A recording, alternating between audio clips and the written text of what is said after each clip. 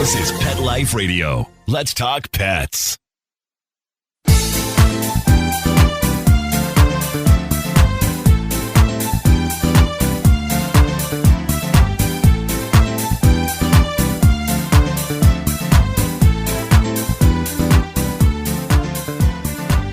Hey everybody, welcome back to 19 Cats and Counting. I am your co-host Linda Hall, and we are so excited today. We have the Hannah Shaw, Kitten Lady.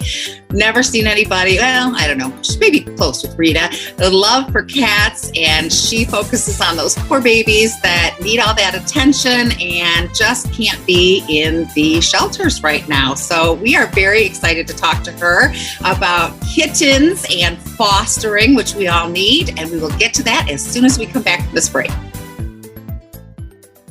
Molly, here's your dinner. Zeus, that's not your food. Don't let that happen to your precious cat. Elevate your cat's eating experience with the Cat Tree Tray. The Cat Tree Tray keeps your cat's food off the floor and conveniently located on the cat tree. It's the perfect way to eat. It's a beautiful wrought iron tray that easily attaches to your cat tree and keeps dogs and other critters out of your cat's dish. A must for multi-pet households. There's a 6-inch tray for large bowls and a 4-inch tray for smaller bowls. Purchase your Cat Tree Tray today. Go right now to cattreetray.com. That's cattreetray.com. cattreetray.com. Let's Talk Pets on PetLifeRadio.com.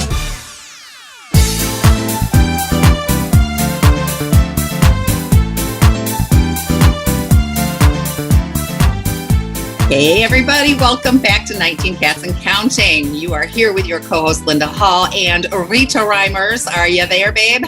I'm here, and I wish I'd thought to wear my kitten ears like you. Yes, they Mine are are so much downstairs. fun. They actually light up too. They are just the funnest thing in the whole world. Oh, I had to wow. have them Look when I at saw that. them. I had to have them. Yeah, we were on Five Below, and we were going crazy because it was all these different headphones and with kitten ears. How could I leave that $5? Come on now. I know, right? So you got to interview Hannah before. I didn't Yeah. get to. It was during that time when we were out with the COVID, and I missed out on her. So I'm really excited that I get to talk to her. Well, I will let you take the lead. Why don't you go ahead and introduce? All right. Yeah. Hannah Shaw, how are you? Hi, thank you for having me. Yes, we're so excited. great to I was have you really back. bummed that I missed you. Well, I'm here now. We can all hang out together. We get to make up for it. So your heart really lies with those tiny little sweet babies. And I have never taken that on because I've had human children and I know how they kept me up feeding them. So I'm just not sure I'm up for that again. You're a busy lady. Tell us, what drew you to the babies? What sent your heart to that specific group? You know, I think it's just that was the population I stumbled upon so many years ago and realized that is a population that doesn't have enough support. It's a really interesting population to me because you get to go on this journey with them, but it has a defined beginning, middle, and end. And then you get to do it again. And you get to kind of experience this entire transformation with them from being this little seedling to being a growing cat. Yes. I love your posts. I love your posts where you show how helpless and fragile they were. And then, a few weeks later, they're just thriving in your care.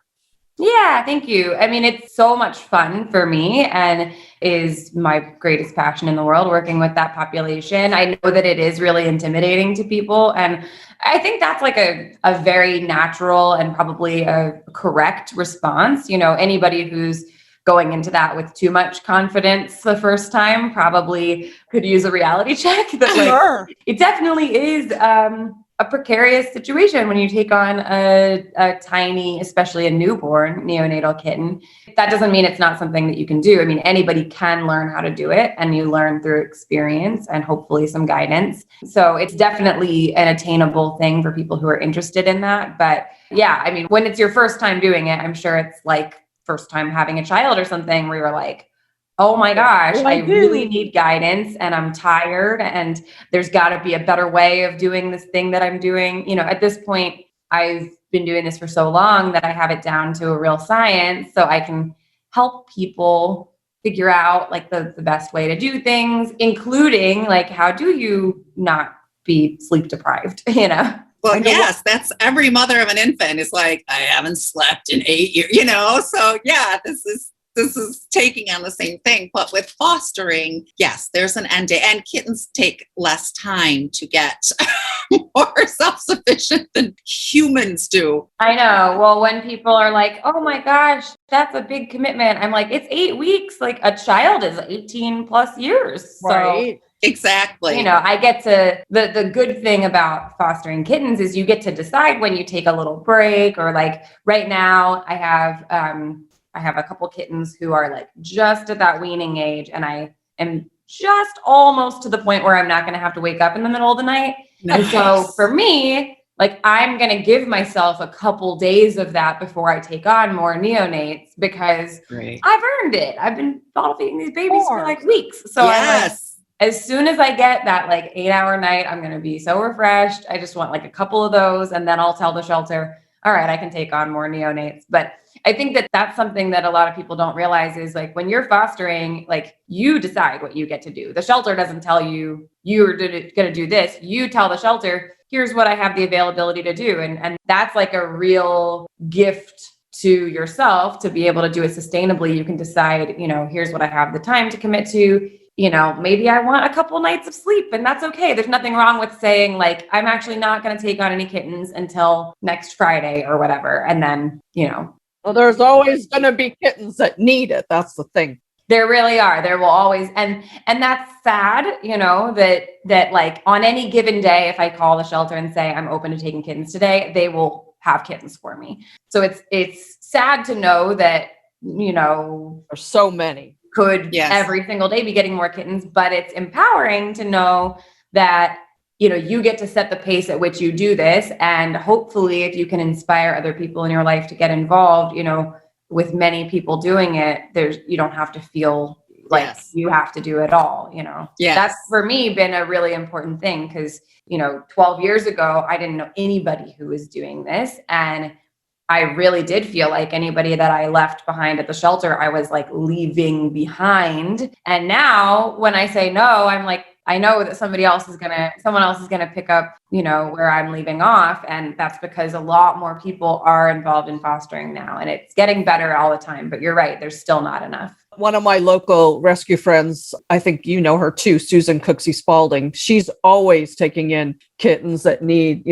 special handling, not just the young ones. And I know you do as well. There's some that have medical issues that need extra special care. Mm-hmm. Yes, that's true. Right now I have a couple of those. Right now I have a kitten named Kale who is recovering from chest surgery. She has pectus excavatum, which is also called funnel chest. So with kittens, what's really, I think, really kind of fun, maybe I have a weird definition of fun, but one thing that I really enjoy about working with neonatal kittens is you get to see a lot of things that people don't even realize are very common, because a lot of the times these kittens would pass away or be euthanized without care. But when you're open to taking on more challenging cases, you get to really try to see, like, test the limits of what is possible.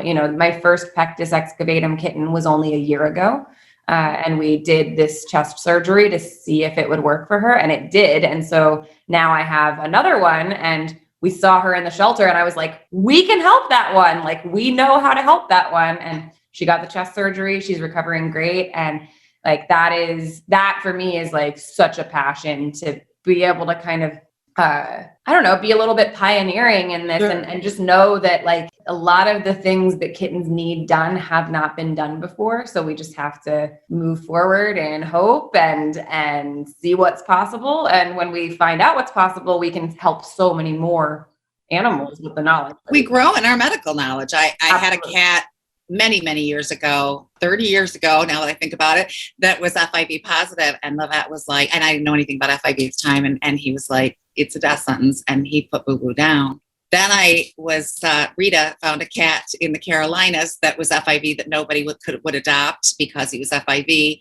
And so she talked me into taking him. And I've had him for probably 4 years now. And he's great. He's just one of my soul kitties. He's just in my heart. And so, there's so much that we learn by giving them a shot and not just automatically writing them off. And you've partnered with Royal Canin to get the word out about fostering, which is amazing that this cat-centric company has come out and worked to give us ideas about that. Rita and I, Rita's a foster failure. How many cats have you got now in your home right now that were supposed to be fosters? Oh, that were supposed to be fosters? Probably half of them. I'd say 8 or 9. But I had a special needs kitten early on, my Sadie. I didn't know she was going to be special needs, but she was diagnosed with a severe hole in her heart, ventral septal defect. Of course, I learned how to take care of her. But this was back when, as you say, people were just euthanizing those type of kittens, and I wouldn't let them do it. But she lived to be almost 7 years old. They gave her a life expectancy of 6 months. So I gave her a really good life. And then I mourned really hard for her, wrote my book, Sadie's Heart. I think it takes a special person to be able to foster and give up those little babies. I've not been able to do that so far. They stay with me once they cross the threshold. But now that I'm getting older, I think I could probably do it with kittens, because they don't know what a home is yet, right? Well, as you mentioned, Royal Canin does have some really great resources about fostering. We've been partnering together for a while now on providing inspiration and education for people who are maybe new to fostering. The most recent thing that we put out together is part of their ongoing catology series. And it's a video that's about 30 minutes long, kind of showing people that fostering is something that's possible to do in a pandemic world and in a post-pandemic world, and shows you how to set up your life in a way that you can do that.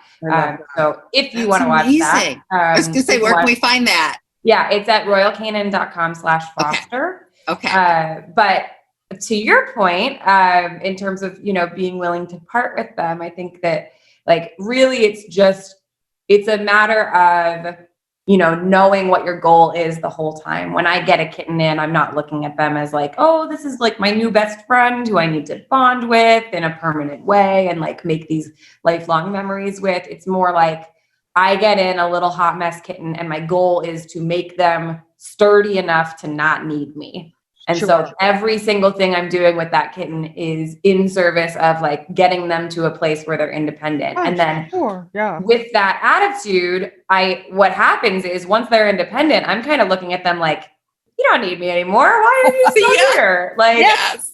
And it gets to a point where I have an 8-week-old healthy kitten running around and I'm almost what are you doing here? Why are you here? You don't need me. Plus you're taking up space that I could be using to help a kitten who's at the shelter right now, today, who needs me. So it really, truly gets to a point where you sort of fall in love with the cycle of it, and you can appreciate the moments that you shared that got them to where they are. But I am happy when my kittens, honestly, I'm let someone else deal with them. Once they're healthy and running around being crazy, I'm someone else can do this. I don't need to do this. Kittens can be crazy, but at least, you're also giving them that socialization. So when somebody does adopt those, they're not getting usually I'm assuming they're not getting a scaredy cat or a cat that's hiding all away. Of my kittens are everybody's oh my gosh, they're so loving.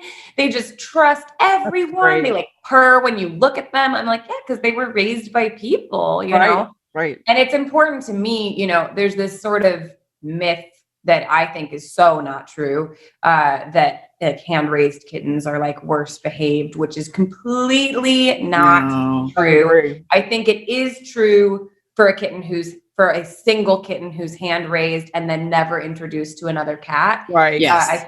I feel really passionately that cats belong with other cats, especially if they're kittens.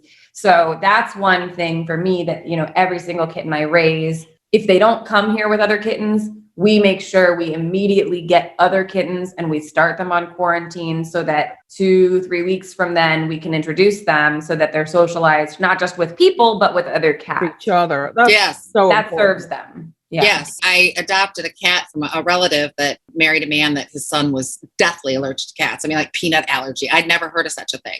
So she like really needed to rehome this cat. And the cat had been raised with a dog, no cats. And the cat freaked out seeing all my cats and was acting like, I don't know what this creature is, but could you get it away from me, please? She would yell like she was being abused, and you'd run in and it's like, no one's touching you. What is your problem? So when my daughter left college and got into housing where she could have a cat, I said, you're taking Marley, because Marley needs to get out of the house with a million cats. Yeah. It's so true. I mean, and cats have this reputation for being these like independent creatures. And that might be true for like, they like to lay in the window by themselves sometimes, but cats are meant to be with other cats. You know, when you think of community cats, like it's community cat colonies, it's family groups, like they're very interdependent. And for kittens, they learn a lot from one another and they benefit so much from one another. By the way, humans benefit from adopting kittens as pairs. I would never want to adopt a solo kitten. Oh my gosh.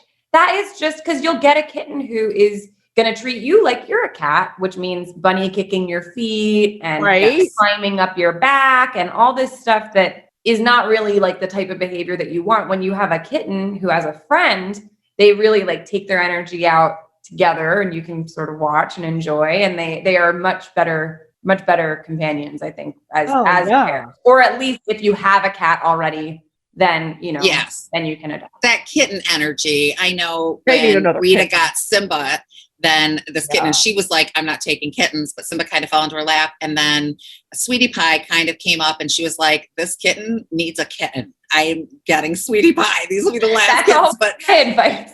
He's the only one I went out and looked for purposely because he needed a kitten buddy.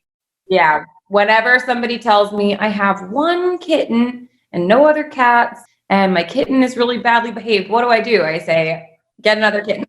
Exactly. You need another kitten. We did a behavior session. It's easier to have two than it is. Yeah. We did a behavior session for a lady that had taken in a neonate and had bottle fed it and everything. And she had an older cat. And this cat kept going after the older cat. He didn't understand hissing, growling, he didn't know that meant back off. It was just a noise. And he just kept going after this cat. Okay, I want to play. No one ever taught this cat how to be a cat. This is the problem here. We have to take a quick break, but we'll be back in just a few seconds to talk more with Hannah. We'll be right back. Take a bite out of your competition.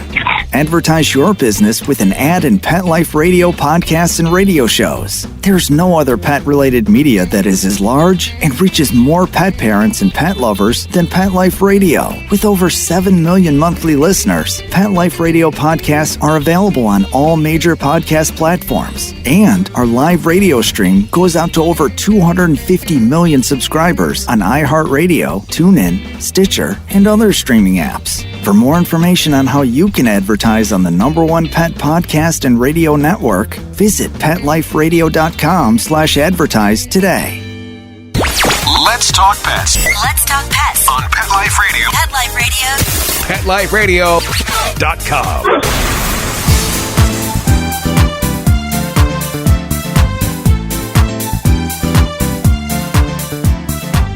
And welcome back to 19 Cats and Counting with my co-host Linda Hall and our extra special guest, Kitten Lady herself, Hannah Shaw. We are talking about fostering and how there is such a need out there for people to foster. I'll tell you, one of the biggest things that I thought, you know, when you go into a shelter, the cats that I've gotten out of a shelter, most of them, the behavior I saw at the shelter was completely different to what I saw when I got home. And, you know, we adopted my Katie dog. Rita knows that's the dog. I'm a cat person, but that is the one dog that was the dog. And she was really like jumpy and hyper. And that is not at all who she was when I got her home. She's the best dog ever. So fostering the cats and getting them socialized and then giving people a chance to meet these cats in a more natural home environment, I think. Do you agree? That really helps? Yeah, absolutely. And that's why, you know, the video I was just mentioning that I just put out, one of the things that I discuss in it is really how fostering is the future of animal welfare. You know, we have got to move past this kind of idea that animals belong in cages at a shelter, you know, being kind of institutionalized in that way. when we are able to get more members of the community to see that fostering really can work for them, that enables animals to have a home-like setting to, you know, recover from illness in, to grow up in, to just, you know, take a breather. If they've, you know, a lot of these cats that are entering shelters, they just need like a little bit of time to just become ready to be adopted. And you're so right that, you know, adopting straight from a foster home will give you more of an idea of who this cat really is. You know, there's a big push now to do these sort of home to home adoptions rather than having animals have to come be in a shelter setting. You know, if they can go straight to a foster home and then be adopted from the foster home, that gives the foster parent the ability to share what this cat's behavior really is like, you know, what their preferences are, what they, you know, enjoy doing and what treats they love. And like, that's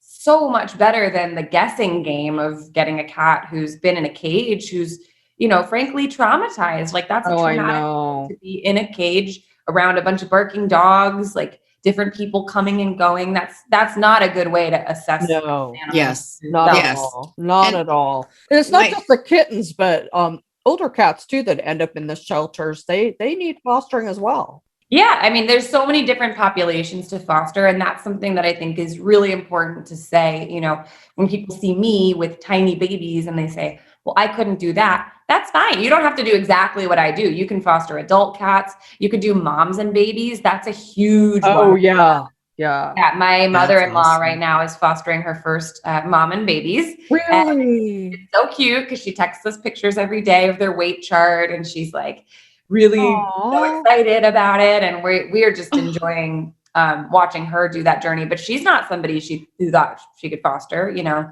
It was only through knowing us and going, okay, well, maybe I'll give it a shot. And it has been so fun for her. I mean, doing a mom and babies is a really cool place to start because it's sort of like the mom is doing most of the work and you just are supervising. You can learn a lot from watching a mom too. Sure. That's a great population to do. You can foster weaned kittens. You can foster spicy feral babies. There's like so many different populations that need you. Even senior cats need foster homes. I know they do. And medical cases. So really the great thing about cat welfare is there's sort of like all these different lanes you can choose. And once you're on it, there's going to be something for you to do all the time. Yeah. I recently adopted 2 seniors that were living in a cage at the shelter. Their owner had died. I had, at that time, I was down to 18 cats. So one of my friends in rescue said, I know you have 2 openings. Mm-hmm. So of course they're here now. And, you know, they were just wasting away at the shelter. They weren't in danger of being euthanized, but they were just in danger of dying from their grief. Grief. But they're doing great now. So that would be a wonderful thing if somebody would foster more seniors. You get them out of those cages and out of danger of dying of heartbreak or being euthanized. And all of it adds up, you know. I mean, you and I are doing very different things, but it all adds up. I'm so grateful when people work with populations that I don't, because it means I don't have to worry about it. Someone else. Right. So it all helps. Every single piece of it helps. And I know I have a Friends of Feline Rescue Center here that I'm, you know, in love with. This woman she's amazing. And, you know, the cats aren't in cages and they're not in danger of being euthanized, but they're not living in a home. And I said to her, I almost feel guilty not going to a shelter that isn't no kill and saving a life. And she said, every day I have to turn away cats from my shelter because I don't have room. And cats need a home. This is great. They spoil them rotten. I mean, if a cat has to go somewhere, that's the place, but it's still not a home. And for all the volunteers, they can't give enough attention to everybody. So, you know, foster a cat, that's one more she can take in. Sure. Yeah, that's a good point. And people sometimes ask, you know, where's the most impactful place to adopt from? And the truth is, no matter where you adopt from, you're opening up a space for another cat. So even if you are like, I don't want to go to my local shelter, I want to go to a cat cafe. Well, guess where the cats from the cat cafe come from? Exactly. From the shelter. So you go adopt from the cat cafe, they go get another cat from the shelter and bring them in. So yes. really, no matter who you're adopting, no matter who you're fostering for, all of it makes a difference. And there's a lot of information you can find. If you're interested in kittens specifically, I have just so many resources. Kittenlady.org is my website. I've got free webinars. I've got books. I've got videos. I've got articles. I've got however you learn. Yes. I've got an audiobook. That's awesome. I didn't know you had an audiobook. That's great. Yeah. My book, Tiny But Mighty, is available in an audiobook. So something you could listen to in the car. It's narrated by me. Some of my foster kittens actually were in the studio when we recorded it. So I have purring on. Oh, I love that. Oh, That would have been great. I just drove, 10 hours to South Carolina to work with And Rita back. for a week and back because I'm still a little leery about getting on airplanes. And I said an audiobook would have really been helpful right now. Yeah, well, you can get it for your next trip. Yes, next trip. And, I was thinking, like my husband, when we reached the subject of cats, I hate cats. I don't like cats. Mm-hmm. So he was raised on a farm and he only knew barn cats and he really didn't know the joy. And he only gave it and let us adopt a cat because we nagged him a lot. And his daughter Cassie and I were volunteering at the rescue center. And so we kept coming home and talking about Subra. And so one day he just said, "You can get Subra, but just one cat." And here we are with 11. So I'm thinking, if you had a situation like that and you fostered a cat, "Hey, honey, this is just temporary. I'm only taking this cat for 1 month, 2 months." They might find out, like my husband, who always has a cat on his lap when he's sitting down now, and found out he does not hate cats. That might be a really good learning experience and a way to meet. There is such a thing. There's something called foster to adopt, which is a way that people who are maybe considering adopting, but they're not really sure, you can foster to adopt. So you take the animal into your home and, you're still set up as a foster parent. So if it doesn't work out, it's fine. You adopt them out. And if it does work out, then you become the adopter. I love that. So I think that's a great option for people who, we've done that with dogs where I've been like, am I a dog person? I don't know. Maybe we'll foster one and see what it's like. And then I find out I'm not a dog person. I really love dogs. We foster a dog twice, 2 to 3 times a year. We'll foster a dog. Yeah, that's great. It's fun. I saw those puppies you were. Yeah, we recently. They're so cute. Bunch of neonatal puppies. So, it's something that for me, I've found is like great as a foster temporary thing, but it's sort of like, I'm happy when they get a home. Right? Oh yeah, I know. Yes. A friend that Puppies when are a handful. Yeah. But you can find out. And a friend that when she'd visit with her dog, I'd love walking the dog. But I didn't want that all the time. So that might be a good answer. Fostering is a great option. Also, like if you're like, oh, I wish I could have a cat, but I'm not in a right place in my life to have one, just foster for a month and then That's great. Adopt the cat out and then don't have a cat for 9 months and then foster another one, Yes. I love the idea of moms and kittens. That really appeals to me. I have that whole back room upstairs, Linda, that's not being The used. kitten room. Yeah. Yeah. I could make that a kitten room. And with the mom there, that's a good way, like you said, of getting introduced to fostering. She's there to feed the cats. You don't have to get up every couple of hours. Yeah. Now you're singing my song. Yeah. I've always said if babies could stay infants and cute and lovable, but not keep you up all night. So that might be the way to go. Just keep fostering kittens. Yeah, for sure. I mean, whenever someone says like, I wish cats stayed small, it's a little hard for me to hear because like my entire goal is to make the cat become big. And I have a lot of kittens who struggle to put on weight. And so I'm like, what are you talking about? Like, the whole point is to make them grow and become like robust.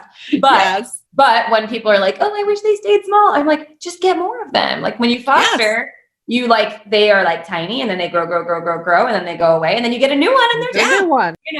I see an infant out and I'm like, oh, but no, I don't want one. But if I could foster infants, that would be great. You actually could be a foster parent. You watch out what you say. Right? No. I've got enough. My focus is on cats. I think sometimes people get a little too like commitment phobic with it, but you can foster once a year. Like you can just be like, right. This could be a thing where you say, okay, every summer for 1 month, I foster mom and babies. And like, that's what I do every summer. And it's a empowering thing for me and my family. And we do it every July to make a difference. But then after that, we're not big foster people. We take the rest of the year off. But like even doing it once a year makes a big difference. So Yes. I just think it's important for people to realize there's like way more flexibility than you think. And sometimes when people follow me, I hope that no one thinks they have to like look, their life doesn't have to be like my life is literally kittens. I'm kitten lady, but like you don't have to. I tell people, you don't have to have 19 cats. You don't have to have 11 cats. You could have 2. Yeah, we don't, I don't say one. I don't say one, but 2. No, you got to have 2. Yes, that's how we got number 2, because the lady at the shelter said, you need another one for this. So then we had to get a cat for the cat. And that was a perfect example. Baka was running from tree to tree, climbing on my shoulders. I couldn't look at another cat. Baka was totally all over me. And I love a lovey lap cat. This is what I want. So I brought Baka home and she entered the door and said, see you later, sucker. Not a lap cat. Yeah. She will lay on Brian's lap. She's a 1-person cat and I'm not it. And I was like, you totally had me fooled. But she made a really good friend for Supra. So it was okay. But yeah, they will fool you. So yeah, having them in a home and knowing their personality. And we always said to Jackie, we want a cat. And she always had this on the scale of lump cat to ornery cat. And it's like, where do you want this to fall? Do you want someone to play with you?